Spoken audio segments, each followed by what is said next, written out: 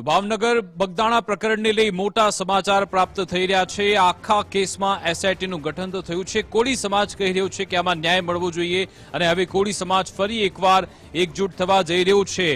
નવનીતભાઈ બાલદિયાને ન્યાય મળે તે માટે મહાસંમેલન બોલાવવામાં આવ્યું છે, જેમાં ભાવનગરમાં પશ્ચિમ અને પૂર્વ વિધાનસભા વિસ્તારમાં અલગ અલગ બેઠકો થનાર છે। બેઠક યોજી કોળી સમાજના યુવાનોને જાગૃત કરવામાં આવશે તેવું અહીંયાથી હુંકાર ભરવામાં આવ્યું છે। આ મહાસંમેલન ખૂબ જ મોટો ટર્નિંગ પોઈન્ટ સાબિત થઈ શકે છે। જ્યારે ચહેરા જાહેરની પૂછપરછ થઈ ત્યારે કોળી સમાજને એ આશા અપેક્ષા હતી કે હવે કદાચ એમની અટકાયત કે ધરપકડ થશે, પરંતુ કંઈ જ ન થયું। ફક્ત નિવેદન લઈને એમને જવા દેવામાં આવ્યા અને હવે એમને ન્યાય નથી મળતો તેવી લાગણી છે। તેવામાં આવનારા સમયમાં એક મહાસંમેલન મળવા જઈ રહ્યું છે। આપને પણ જણાવી દઉં, 1 તારીખે પણ ગાંધીનગરમાં એક મોટું સંમેલન મળવા જઈ રહ્યું છે, એટલે કે જોરદાર પ્રેશર પોલિટિક્સ ચાલી રહ્યું છે। જોવાનું રહેશે સંમેલનથી શું હુંકાર ભરવામાં આવશે, પણ એક વાત નક્કી છે કે આ આખું બગદાણા પ્રકરણ એમાં એક બાદ એક નવા ચેપ્ટર આવવાના છે અને હવે એક મોટું કોળી સમાજનું મહાસંમેલન મળવા જઈ રહ્યું છે। વિવિધ વિસ્તારોમાં સોસાયટીઓમાં જઈને, દરેક વોર્ડમાં જઈને, પશ્ચિમ વિધાનસભાની વોર્ડમાં જઈ, પૂર્વ વિધાનસભાની વોર્ડમાં જઈ, ભાવનગર શહેરના આજુબાજુમાં ગામડામાં જઈ કોળી સમાજના યુવાનો લોકોને, કોળી સમાજના લોકોને જાગૃત કરશે અને આવનારા દિવસોમાં એક ન્યાય સભાનું આયોજન કરી નવનીતભાઈના ન્યાય મળે તે હેતુસર એક મોટી સભા આયોજન કરી।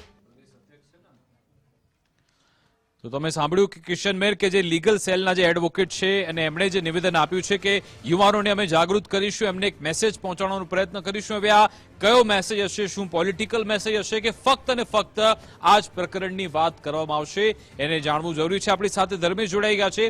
ધર્મેશ, આવનારા સમયમાં આવા 2 મોટા સંમેલન, 2 આવા મોટા કાર્યક્રમ થવા જઈ રહ્યા છે। એક તો ગાંધીનગરમાં કાર્યક્રમ થવાનો છે, જે હીરા સોલંકી 15 તારીખે તેની સાઇન કરીને ગયા છે કે 1 તારીખે આપણે બધા મળવાના છે ગાંધીનગરમાં, અને હવે અહીંયાથી ભાવનગરમાં ઓવરઓલ તમામ જગ્યાએ કાર્યક્રમ થશે અને ત્યારબાદ એક મોટું મહાસંમેલન મળશે। એના શું પરિણામ જોવા મળી શકે? વિકાસ, જ્યારથી બગદાણામાં નવનીતભાઈ જે સેવક છે બગદાણાના, એના ઉપર જે હુમલો થયો એ ઘટના પછી શરૂઆતના તબક્કે જે પોલીસે લાપરવાહી કે બેદરકારી રાખી એવા આક્ષેપ હતા, પણ સીટની સમાંતર તપાસ પછી આપણે જોઈ શકીએ છીએ કે જે સમાજનું આખું નેતૃત્વ છે એ આખા મુદ્દાને એકદમ વેગ પકડી લીધું છે। હવે એ વેગ પકડ્યા પછી આપણે સીટમાં ધરપકડોનો દોર વધ્યો। જયરાજ આહિર જે માયાભાઈના પુત્રની જે વાત હતી એમને પણ સીટે બોલાવ્યો, પણ એ પછી પણ આ વિવાદ સંવાદનું નામ નથી લેતો। એનો મતલબ એ છે કે કદાચ હવે આ ગ્રામ્ય વિસ્તારનો બનાવ હોય કે બગદાણાનો હોય કે મહુવાનો હોય, એ હવે શહેરી વિસ્તારોમાં જઈ રહ્યું છે। કારણ કે જે વિસ્તારમાં ભાવનગરના જે પૂર્વ અને પશ્ચિમમાં જે સંમેલન કરવાની વાત છે એ આખા કોળી પ્રભુત્વ સમાજના પ્રભુત્વવાળા વિસ્તારો છે।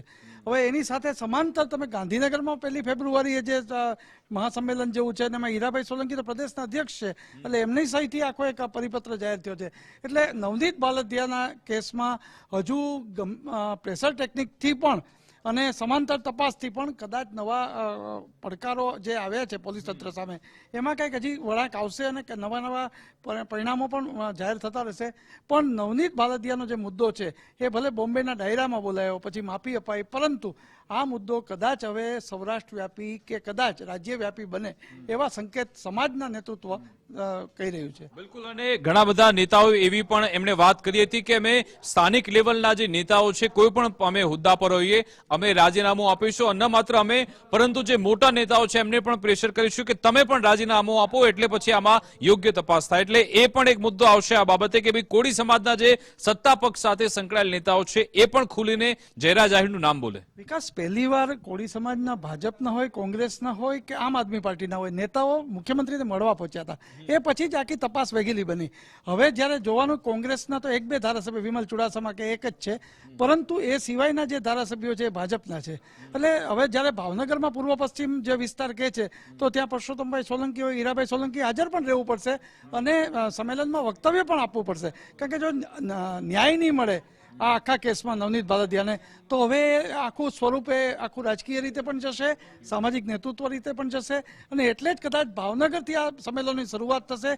એ આગામી દિવસોમાં જૂનાગઢમાં જાય, સોમનાથ એટલે જ્યાં કોળી સમાજનું પ્રભુત્વ છે એ વિસ્તારો તમે જો તો 27% પ્રભુત્વ ધરાવતો આ સમાજ છે, અને એ સમાજના વિસ્તારનું તમે છેલ્લે 1 ફેબ્રુઆરીએ પાછું કોળી સમાજનું એક આખું ભલે એ સંગઠનનું છે પણ હવે આમાં મુદ્દો તો આ ચર્ચાવાનો જ નવનીત ભાલદિયાવાળો કે ટૂંકમાં આ જે વિવાદ છે એ જ્યાં સુધી નક્કર સીટનું પરિણામ નહીં આવે, નક્કર અરે જાહેરાત છે તો નહીં, છે નહીં તો છે કે નહીં, આ આખી સ્પષ્ટતા નહીં આવે અને એ રિપોર્ટ જ્યાં સુધી સબમિટ નહીં થાય ત્યાં સુધી આ કદાચ આ મુદ્દો ગુંજતો રહે એવું દેખાઈ રહ્યું છે. બિલકુલ આભાર ધર્મેશ અમારી સાથે જોડા બદલ. એટલે કે આ પ્રકરણમાં રોજે રોજ જ્યાં સુધી એસઆઈટી ખોખારીને કન્ક્લુઝન પૂરેપૂરું ન આપી દે ત્યાં સુધી આવા કોઈને કોઈ મુદ્દાઓ ચાલતા રહેવાના છે, કોઈને કોઈ કાર્યક્રમ સંમેલન થતા રહેશે. જોવાનું રહેશે કે હવે આગળ આ આખા ચેપ્ટરમાં બગદાણા પ્રકરણમાં કયા નવા ચેપ્ટર આપણને જોવા મળે છે.